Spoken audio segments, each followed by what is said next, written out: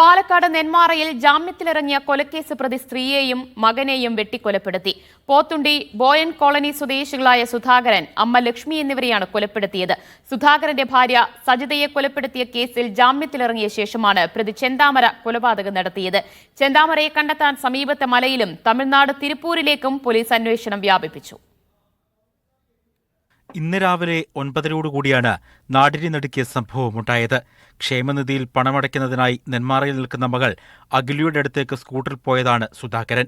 വീട്ടിൽ നിന്നും ഇറങ്ങി 20 മീറ്റർ ആകുമ്പോഴേക്കും ചെന്താമര കുടിവാളുമായി ചാടി വീണ് സുധാകരനെ വെട്ടി. ശബ്ദം കേട്ട് ഓടിയെത്തിയ അമ്മ ലക്ഷ്മിയും ചെന്താമര വെട്ടിവീഴ്ത്തി. സുധാകരൻ സംഭവസ്ഥലത്ത് വെച്ച് തന്നെ കൊല്ലപ്പെട്ടു.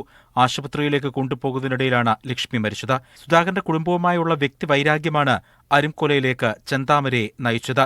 തന്റെ കുടുംബം തകരാൻ കാരണം 2019 കൊല്ലപ്പെട്ട സുധാകരന്റെ ഭാര്യ സ്മിതയും പ്രദേശത്തെ ചില സ്ത്രീകളുമാണെന്നാണ് ചെന്താമര കരുതുന്നത്.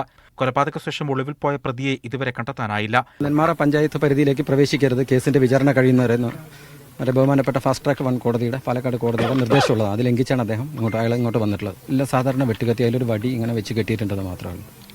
അതെടുത്തിട്ടുണ്ട്. പിന്നെ വേറെ ഉപയോഗിക്കാത്ത ഒരു വലിയൊരു വടിവാൾ കൂടിയുണ്ട്, അതും ബന്ധത്തിലെടുത്തിട്ടുണ്ട്. കൊലയ്ക്ക് ഉപയോഗിച്ച കൊടിവാൾ പ്രതിയുടെ വീട്ടിൽ നിന്നും കണ്ടെത്തിയിട്ടുണ്ട്. നിലവിൽ 2019 കൊലയ്ക്ക് ശേഷം ഒളിവിൽ കഴിഞ്ഞ വനത്തിനുള്ളിലും തമിഴ്നാട്ടിലെ തിരുപ്പൂരും കേന്ദ്രീകരിച്ചാണ് പോലീസ് അന്വേഷണം. ഇന്ന് തന്നെ പ്രതിയെ പിടികൂടാനാവും എന്ന പ്രതീക്ഷയിലാണ് പോലീസ്. ഇതിന്റെ പേരിൽ ആദ്യ സ്മിതയെ കൊലപ്പെടുത്തി.